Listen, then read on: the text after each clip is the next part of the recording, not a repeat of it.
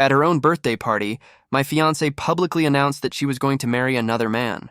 The guests exchanged glances and looked at me sympathetically. Unexpectedly, I started applauding and even offered a ring as a blessing. I said, "May you have a long and happy marriage and many children." I took the ring off my finger and held it out, but no one accepted it. Rebecca clenched the hem of her dress, glaring at me with resentment, while the boy beside her smugly wrapped his arm around her shoulder. I sighed and placed the ring on a nearby table, then casually pulled someone over. It was Celine. Since childhood, she had always loved trailing behind me and Rebecca. She looked at me cluelessly and asked, "What's up, Rich?" I asked her, "Have you been drinking?"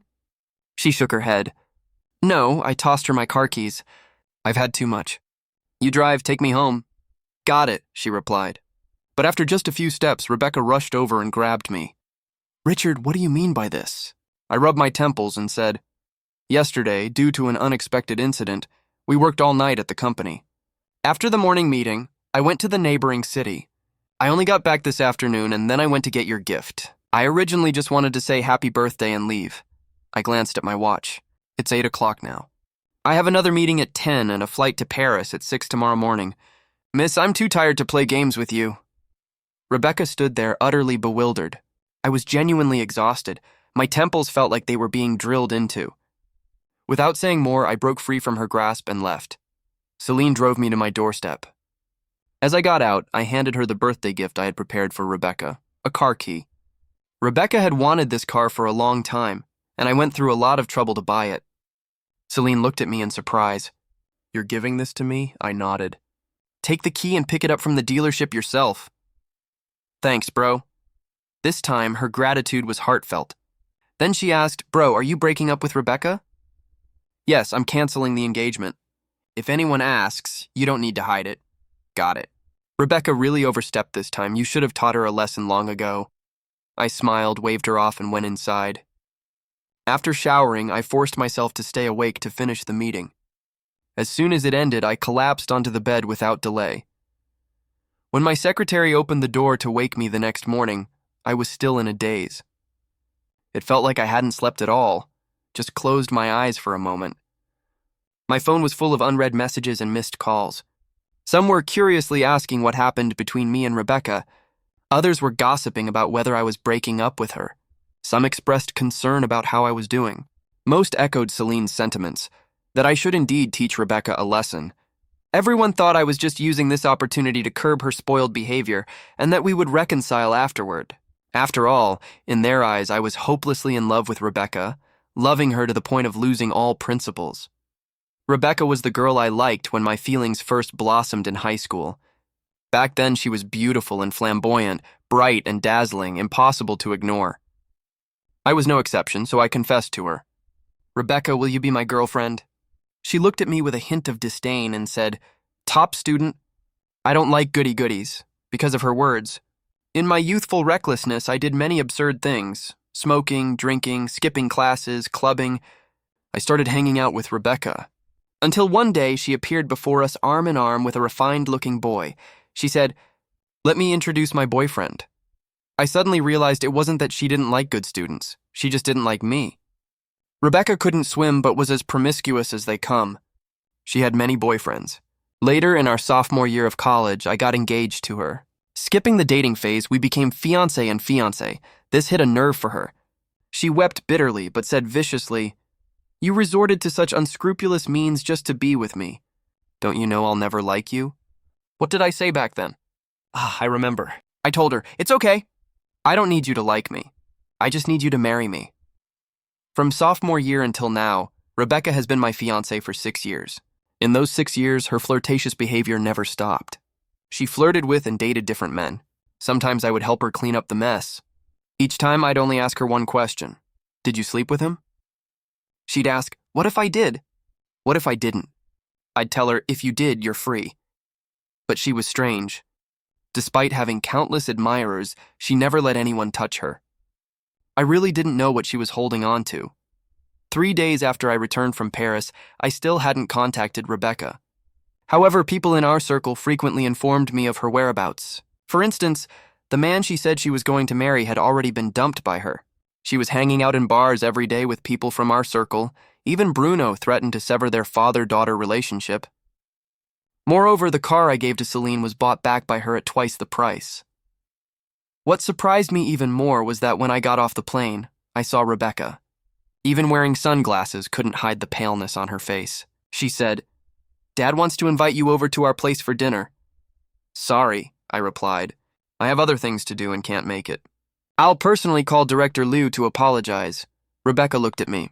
After a moment, she turned and left, leaving only a cold, "Suit yourself."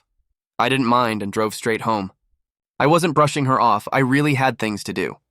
Grandfather had called me asking me to come home for dinner. He said it was for dinner, but in reality, it was to receive a lecture. "I heard you had a conflict with Rebecca." He was giving me an out, but I didn't accept his gesture. "Grandfather, I want to break off the engagement with the Liu family." Grandfather's face darkened.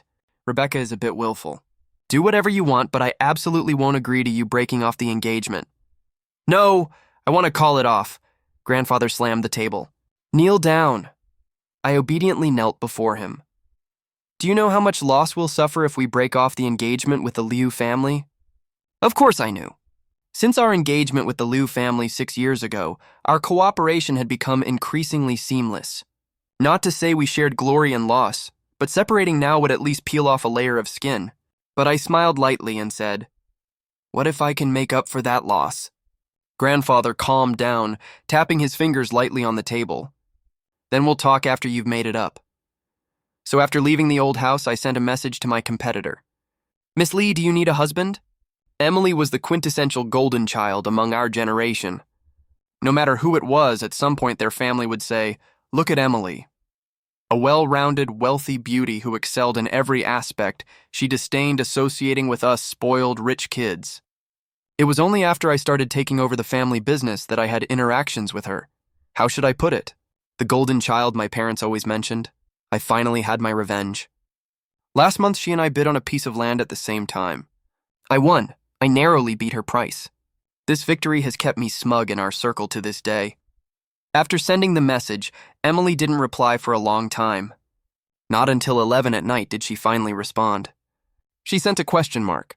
I excitedly bounced up, hugging my phone with a wide grin. I called her directly. "President Lee, are you busy?" Emily chuckled politely. "What brings you to call me, President Wang?" I got straight to the point. "Have you considered the question I asked you earlier?" Emily was silent for a moment. Then she said, "Husband." I took a sharp breath.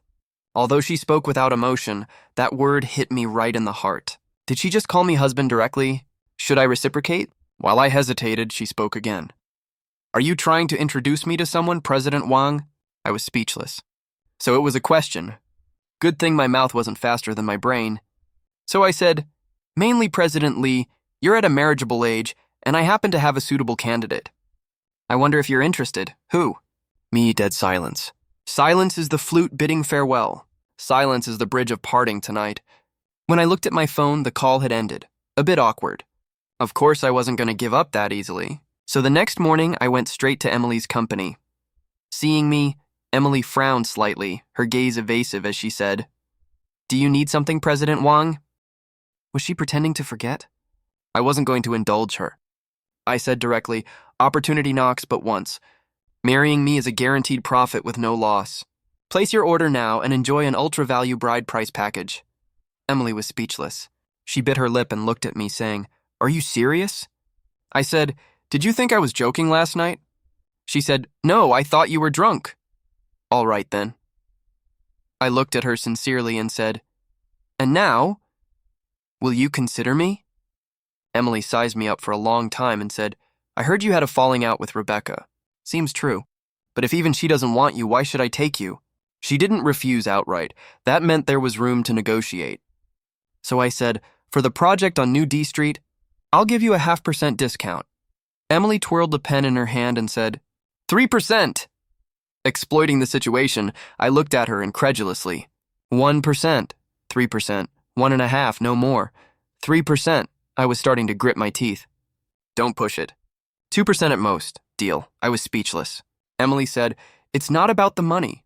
I just like helping others." She's a total gold digger. With things settled on Emily's side, I felt confident enough to negotiate with the Liu family, so I arranged to meet with Rebecca's father, Bruno. Unexpectedly, he brought Rebecca along. I hadn't seen her in a few days. She appeared even more despondent. Before entering the private room, Rebecca grabbed my arm. "Why didn't you call me?" "What?" "Our engagement is between the two of us. If you wanted to discuss it, why didn't you talk to me?" I looked at Rebecca quietly. Sometimes I really envied her. Even now, she's still so naive. I spoke. "You're mistaken. Our engagement has never been just between the two of us." Rebecca stared blankly at me, her face pale. When we went in, Chairman Liu was already seated at the head of the table. We exchanged a few pleasantries. He said kindly, "I know Rebecca made you angry. I brought her today. She's an immature girl. If you have any complaints, feel free to speak up.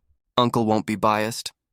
I smiled and said, "I took the liberty of inviting you out today to discuss the marriage between me and the Liu family. Chairman Liu, I intend to dissolve this engagement."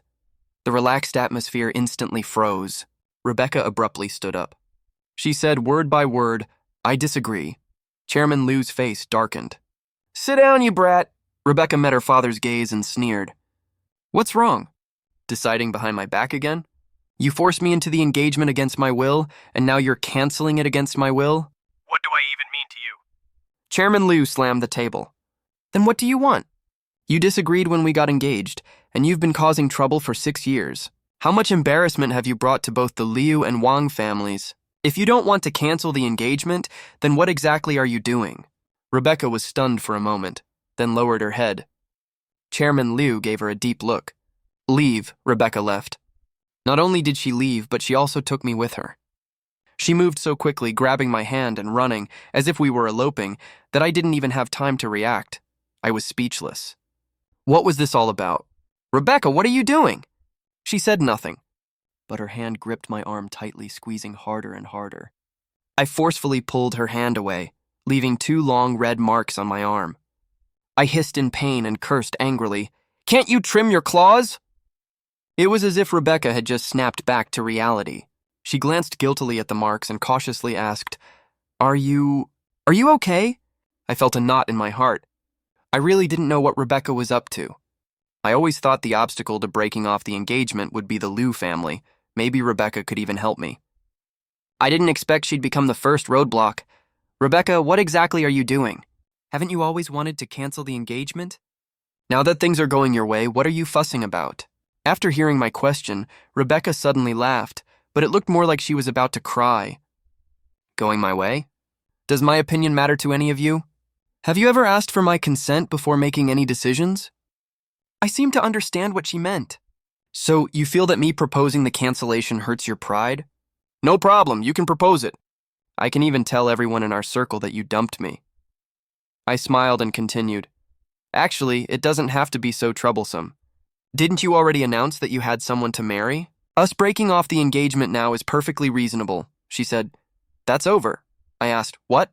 Rebecca looked at me and said, "I never intended to marry anyone else."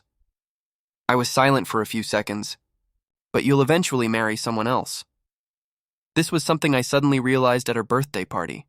6 years. I was already tired, but Rebecca seemed to have endless energy, still causing trouble. The person at the party that day might not have been someone she truly wanted to marry, but sooner or later she would get married. I'm not someone who likes to be passive, so I had to plan ahead and take the initiative. In the end, Rebecca and I parted on bad terms. She left with a resentful remark, "Richard, this time it's not up to you. Of course it's not up to me, but it's not up to her either. This is something that needs to be negotiated." Before meeting Chairman Liu, I had already taken Emily to meet my grandfather. We had a meal together and chatted casually. We didn't say much, those who understood, understood. That night, grandfather relented. "I'm old and can't manage you young people's affairs anymore. Do what you want." This time I went directly to Chairman Liu's office. In and out in an hour, the engagement was canceled. We agreed to announce the cancellation on our respective official websites at 8 a.m. tomorrow. Emily asked me, "So what exactly did you offer the Liu family?" At this moment, Emily no longer had her daytime aloofness, looking at me with curiosity. After leaving the Liu Corporation, I had called Emily, wanting to invite her to dinner. She asked me directly to come over to her place. At first, I hesitated a little, but then I thought, since our relationship was already about to change, it wouldn't hurt to test the waters in advance. Turns out I was overthinking. She just wasn't in the mood to go out that day. There wasn't any special hospitality either. She just had Aunt John cook 2 pre-packaged meals and opened a bottle of wine. Still, the atmosphere was relaxing. I told her, "You're overthinking. Am I someone who would swallow my pride?" Emily tilted her head, looking at me as if waiting for me to continue. I explained. Actually, the Liu family doesn't really have much leverage over me. For the past 6 years, no one's been a fool. It was all just mutually beneficial cooperation. The only exception is Clearwater Bay. The Liu family is the main investor there. If I break off the engagement, they'll pull their investment. If that happens, the land would get stuck in my hands, breaking my capital chain. So I urgently needed someone with funds, strength, and the willingness to play the role of a great person. I looked at her with sparkling eyes. Emily was speechless. She said, "Don't look at me like that." I was confused. She added with disdain, "You're making me feel like a big fool." My heart skipped a beat. Could she read minds? So I quickly said, "How could that be?" "You're my savior." Emily sneered silently, clearly not believing me. So I teased her. "Look, to repay your life-saving grace, I'm even offering myself to you. If you don't believe me, I can offer myself any time." Emily blushed and said, "Stop being inappropriate." When it was about 9:30, we both took out our phones.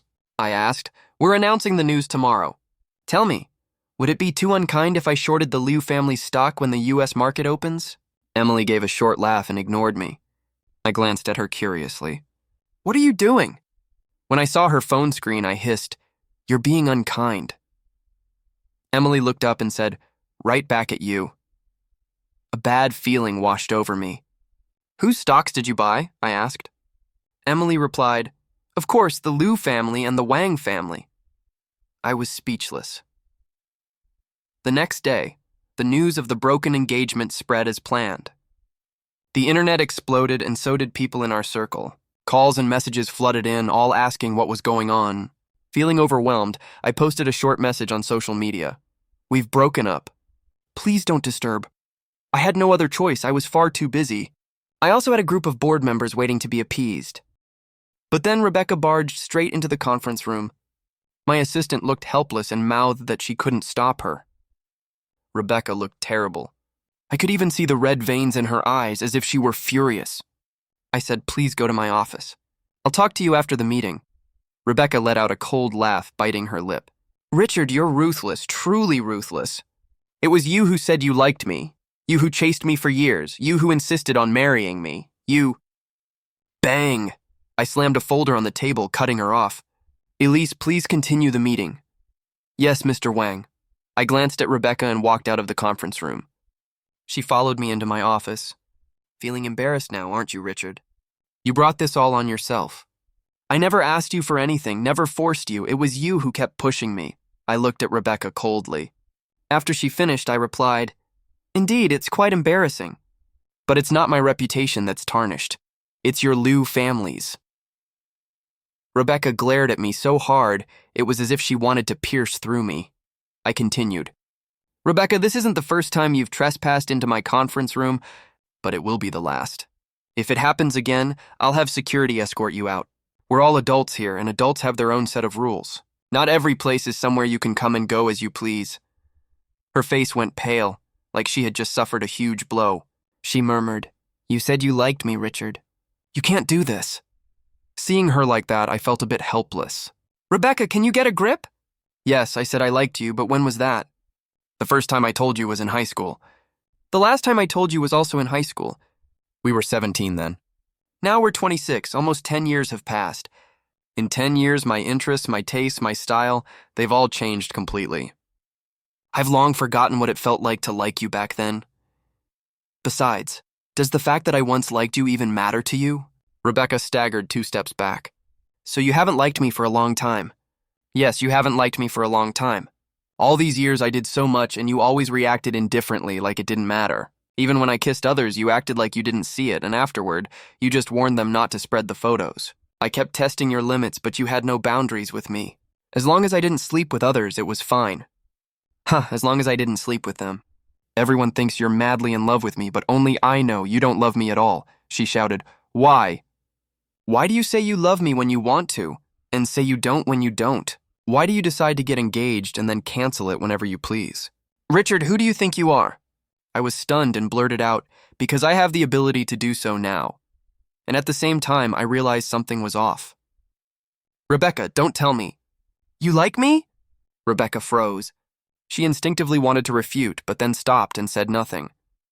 I felt it was absurd. Rebecca, who taught you to like someone like this? Rebecca seemed to see a glimmer of hope. I don't know how to like someone. I've been wrong all these years.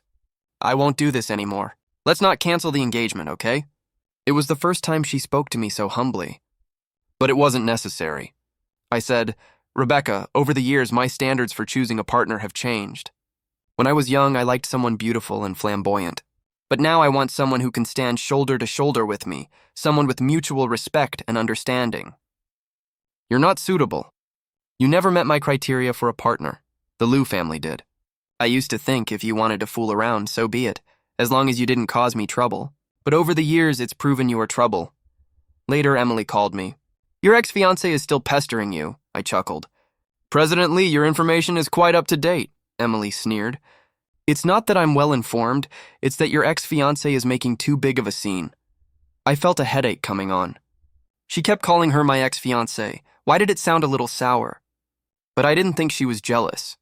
Emily and I were the same kind of people. If someone was making a scene around her, I wouldn't be happy either. I promised, this is the only time. It won't happen again. Emily gave a hum of acknowledgement.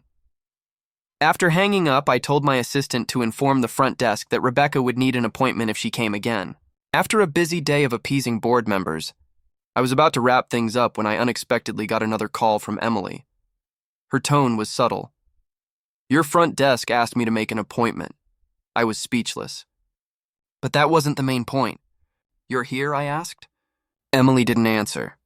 I immediately understood. Please hand the phone to the receptionist. After resolving it, I instructed my assistant, in the future, if Emily comes, don't stop her. Let her come up directly. Emily? My assistant looked shocked. I nodded. She silently gave me a thumbs up. Emily arrived, bringing dinner. I was indeed hungry, but 7 or 8 packets of ready-made meals felt excessive. So I tactfully told her I couldn't eat that much. Emily was speechless. Can I eat with you? So we rearranged a spot in the office and ate while discussing the Clearwater Bay project. After all, she'd be holding my lifeline in the future, so I needed to be open with her. By the time we finished, we were both full. I asked, You didn't come all this way just to bring me dinner, did you? Emily raised an eyebrow. I've already met your grandfather. When are you planning to go meet my parents with me? Her sudden words startled me so much that the water I was drinking got stuck in my throat. I couldn't swallow or spit it out and ended up coughing hard. Emily looked dissatisfied. You're not thinking of burning bridges after crossing them, are you? I quickly suppressed my cough. How could I? Only then did her mood soften. She reached out, patted my back, and snorted. Pathetic. After a while, I calmed down and said helplessly, To be honest, I don't have any successful experience interacting with elders. I shook my head. My parents died early. I was raised by my grandfather. But he's extremely profit-oriented.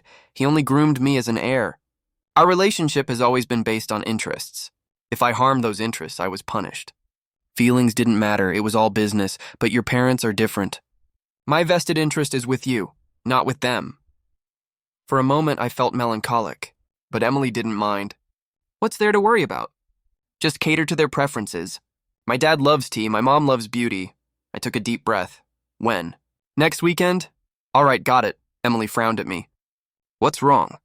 I asked, and she sighed. Don't act like you're marching to your doom. My parents won't eat you. Besides, I'll help smooth things over. Being with Emily was comfortable. She understood boundaries, knew when to advance and retreat, never making you feel offended. And since being with her, I'd been making more and more money. Could you be my lucky charm? I joked. Emily laughed. Your ability to attract wealth isn't bad either. Satisfied, I extended my hand. Pleasure working with you, she shook it. Pleasure working with you. I hadn't seen Rebecca for a while. Just when I was about to forget her, she reappeared looking haggard. Lately, she had been reckless. Her clothes were more revealing, her nights longer at the bars. Her social media was filled with wild nightlife. I even got calls from people saying she wouldn't leave unless I came, begging me to consider our past and persuade her. Most of them I blocked. Gradually, things quieted down, but I didn't expect her to show up at my doorstep, holding a bottle of wine. She looked lifeless. I pretended not to see her and was about to open the door, but she grabbed my hand. "Rebecca, let go," I whispered sternly. Her hand trembled. Just as I was about to act, she released me. I sighed in relief, but as I closed the door, she said, "I know everything." I froze. "What?" She looked up, eyes wet with tears, lips trembling. "My dad told me. If it weren't for you choosing to get engaged to me back then, he would have brought his illegitimate son home long ago." Rebecca raised her arm to cover her eyes. "He actually has an illegitimate son just 2 years younger than me, and I never knew. The day after we canceled the engagement, he brought him into the company. I didn't know. Not long ago, he transferred 2% of the shares to him. I still didn't know. Until yesterday when he brought him home. He said that's my brother and told me to get along with him. How is that possible? Is he crazy? He said if it weren't for you, he never would have let me inherit the Liu family's assets. He would have brought back his illegitimate son long ago." Rebecca lowered her arm, her eyes red. "Richard, am I a complete failure?" "Yes," I said calmly, "a complete failure." Rebecca gave a bleak smile. "You really hate me. You won't even give me a bit of comfort." She was drunk, so I didn't want to argue. She took 2 steps back, leaning against the wall. "I always seemed to be the one left behind. When I was young, I rebelled against him, went against him. I thought if I didn't do what he said, I could make him uncomfortable. I thought indulging myself would punish him, but he'd already given up on me. And you—" Rebecca looked at me, half crying, half laughing. "I kept trying to make you value me, but you haven't liked me in a long time. I'm the only one spinning in circles while you've all moved forward. You've all abandoned me. No one waited for me. None of you waited?" She kept repeating those words, trapped in her emotions. I called her best friend. Soon she arrived in a sports car. She looked at me and sighed. "What kind of ill-fated relationship do you two have?" I smiled but said nothing. "Can't you give her another chance?" she asked. I shook my head. "You already called it an ill-fated relationship?" She gritted her teeth, angrily helped Rebecca up and said, "I knew she'd regret it. Serves her right." Rebecca's situation made me reflect on youth for a moment, but nothing more. My focus was on Emily's parents. Emily's mother loved beauty, but buying cosmetics or skincare was out of the question, so I settled on a diamond necklace. A woman always loves diamonds. For Emily's father, the gift had to be tea leaves. I had a few options and thought of asking my grandfather to help me decide. After looking them over, he gave me 4 words. Penny wise, pound foolish. I was helpless. "They're already expensive enough," Grandpa snorted. "Wait." After a while, he pulled out a cake of tea. "Take this." The packaging looked so simple that I frowned. "Are you trying to get me thrown out?" Grandpa rolled his eyes. "Can't you recognize a treasure when you see one? This one is worth 10 of what you're holding." "Really?" "Get out." In the end, I took it. Why not? Before I left, Grandpa reminded me, when you go to someone else's house, speak nicely. When elders talk, I don't argue. I was completely speechless. I wanted to retort, when have I ever argued? But saying that would have sounded like arguing. In the end, I could only shut up, feeling aggrieved. Soon it was the weekend. I had the driver take me to pick up Emily. On the way, I was like a mute. The air in the car was suffocatingly quiet. Suddenly, Emily held my hand. "What are you doing?" I asked. "Giving you some warmth in case you die of fright before we get there." "If I say I'm not nervous, would you believe me?" She shook her head. I didn't say anything. All right. Maybe a little nervous, I admitted, so I directly put my arm around her shoulders. "This is what warmth feels like," I told her. She asked, "Are you sure you're not just taking the opportunity to take advantage of me?" I sneered. "Aren't I supposed to?" She pursed her lips and nodded. The atmosphere at the Lee family's house was more harmonious than I expected. Emily's father cooked and the food was delicious. Emily's mother seemed only responsible for being beautiful, but she was indeed stunning. After all, she had once been an actress. They liked my gifts very much, especially Emily's mother, who put on the necklace immediately.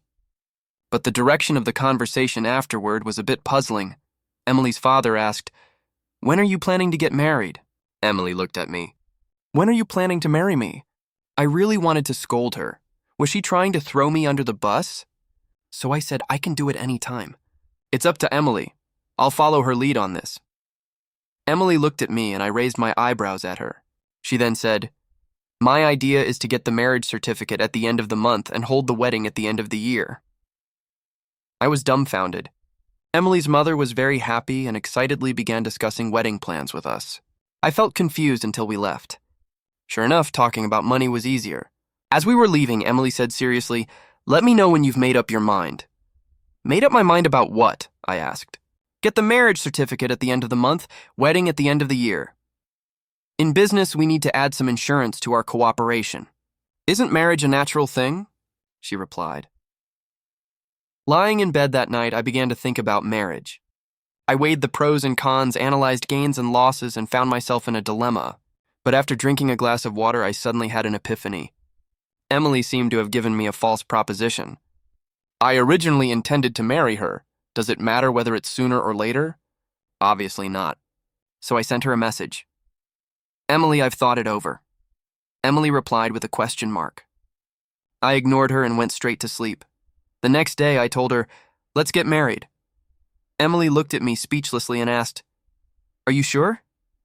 I was puzzled. Weren't we originally planning to get married? After saying that, I immediately signed a check for $200 million and handed it to her. Emily nodded sincerely. "Impressive as always, Mr. Wang." It wasn't until years later, after our daughter was born, that Emily told me, "Back then I thought you'd give me a romantic proposal. But no, impressive as always, Mr. Wang. Just handed me a check, no frills." "So you agreed?" I asked. "Yes, making money is nothing to be ashamed of." Emily and I scheduled our marriage registration for 3 days later, because on that day Emily would officially invest in Clearwater Bay. Then, when we announced our marriage certificate, it would be a win-win. That day, someone from the Liu family was coming over to discuss our future collaboration. What I didn't expect was that the person who came was Rebecca. Surprised for 2 seconds, I quickly stood up to shake her hand. "President Liu, pleasure to meet you." Rebecca looked at me, gripping my hand tightly for several seconds before letting go. "President Wang, pleasure to meet you." Without much small talk, we got straight to the point. What surprised me was that Rebecca didn't take the opportunity to propose any conditions. All the contracts were in accordance with the previous agreements.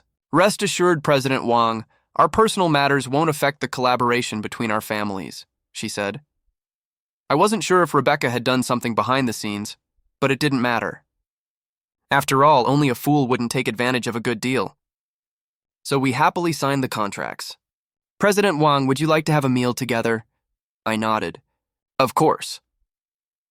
Since Rebecca decided to get involved in the company's affairs, we'd have plenty of opportunities to interact in the future. After all, it's wise to leave room for future encounters.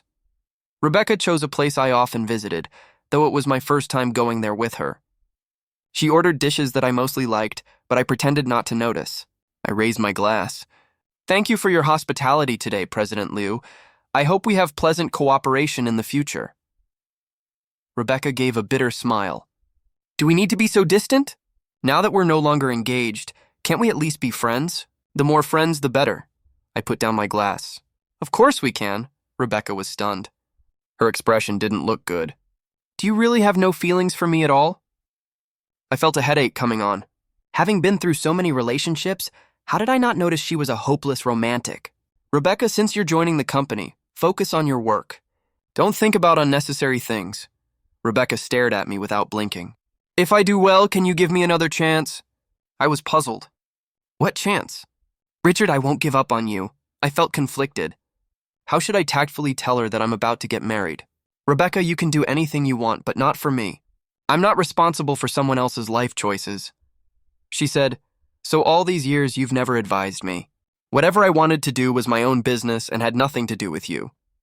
Once I did something that crossed your bottom line, you'd kick me away, right?" Rebecca's emotions became agitated. I looked at her. "So are you blaming me?" Her eyes showed panic. "That's not what I meant." I rubbed my temples. "Rebecca, I've carved my own path through hard work and setbacks. I can't even be sure that the road I'm on is the right one. Why should I plan your life for you? Again, you can do anything you want. but don't involve me. I'm not responsible for your life choices. I got up to leave. Rebecca reached out to stop me. At that moment, the door of the private room was pushed open. Emily walked in. I heard from the manager that you were here. I stepped forward and put my arm around her shoulder. Let me introduce you. This is Emily, my wife. Ignoring Rebecca's pale face after her stunned reaction, I pulled Emily away. What, using me? Emily asked. What? Aren't you? Am I? Has the law recognized it? Then can I exercise my husband's rights in advance? Emily chuckled softly and held my hand. Of course you can, hubby. It seemed I had greatly upset Rebecca. She grabbed me regardless of the occasion. Don't do this, Richard. Don't treat me like this. You're lying to me, right? You're taking revenge on me, aren't you? Her eyes were full of pleading as she looked at me. Before I could react, Emily directly slapped her. Miss Lou, please have some self-respect. Rebecca covered her face, her eyes filled with rage. She growled, Get lost! Give Richard back to me. Emily smiled slightly. Miss Lou, you and Richard have already canceled your engagement. This is between Richard and me. It has nothing to do with you. Rebecca shouted, raising her hand to hit Emily. But just as she was about to make contact, I grabbed her hand, pulled forcefully, and pushed her to the ground. Are you okay? I asked Emily with concern. Rebecca, who had been looking at me, now had the light in her eyes extinguished. I sneered at her. Rebecca, this is really meaningless. Whether you're truly regretful or not, we've already canceled our engagement. So please swallow your emotions, even if it bites, and stop bothering me. Emily and I went down to the underground parking lot. Before getting into the car, she suddenly pulled me. What's wrong? I asked. She looked at me with a smile in her eyes. President Wang, you're pretty cool. I found that I kind of like you. I raised an eyebrow. Just a little? Then a bit more, Emily said. I lifted my hand to smooth her hair. Approved by President Wang. We have a partnership. We're going to get married. We might even spend a lifetime together. I don't mind developing feelings with Emily. 2 days later, Emily and I got up early. We rushed to the Civil Affairs Bureau, where our assistant had already taken a number for us. Shoulder to shoulder, head to head, we took a registration photo. To be honest, my heartbeat accelerated at that moment. We obtained our marriage certificate as quickly as possible and then hurried back to the company. Emily officially invested her funds, and then our official website posted our partnership and marriage certificate. Mr. Wang, happy newlywed. Looking forward to our cooperation. Mrs. Wang, happy newlywed. Looking forward to our cooperation. After registering our marriage, Emily and I moved in together. I bought a property very close to both our workplaces. We were very compatible, whether in work or in life. This made my life gradually more fulfilling. Feeling triumphant, I began to expand my business territory. I wanted to dabble in any profitable industry. No way around it. After a strong alliance, one becomes bold. Gradually, Emily and I were dubbed the money-making couple. I gladly accepted this title. I hadn't followed news about Rebecca for a long time. When I heard about her again, she had already been sent abroad. This made me quite curious. Her father was indeed very disappointed in her. No matter what, she was the daughter he had loved most since childhood. His grooming of an illegitimate son wasn't because he preferred sons over daughters, but because he wanted Rebecca to get back on the right path. The Liu family wasn't a feudal household. There was no throne to inherit. So there was never any talk of abandonment, especially since Rebecca had now started doing proper work. So what exactly happened that made them send her abroad? I asked Emily. She hesitantly explained she wanted to fight me to the death and her dad found out. Fight to the death? How? Rebecca's idea was simple, steal business. She wanted to snatch it aggressively, regardless of cost or profit. But she had no say in the company. As soon as she issued the orders, her dad found out. They had a heated argument. Rebecca threatened that she wouldn't let Emily have peace. Such willfulness made her father completely disappointed. To prevent her from causing trouble, he simply sent her abroad. Why didn't you tell me? I asked. She glanced at me. Tell you what? That your ex-girlfriend is still hung up on you? Are you that idle? Of course I wasn't idle. I was very busy. I had to manage business and prepare for the year-end wedding. My plan was to outsource it and accept various sponsorships. When Emily heard this, she pouted and came over to kiss me. In the end, I had no choice but to reluctantly, helplessly, and unwillingly compromise. Later, that wedding was arranged by me to be very grand, like a dream. Rebecca also came. She was dressed elaborately, as if to steal the groom, but she did nothing, just sat quietly and left quietly. Afterward, Emily tiptoed and kissed me. She said, "Mr. Wang, please take care of me for the rest of our lives."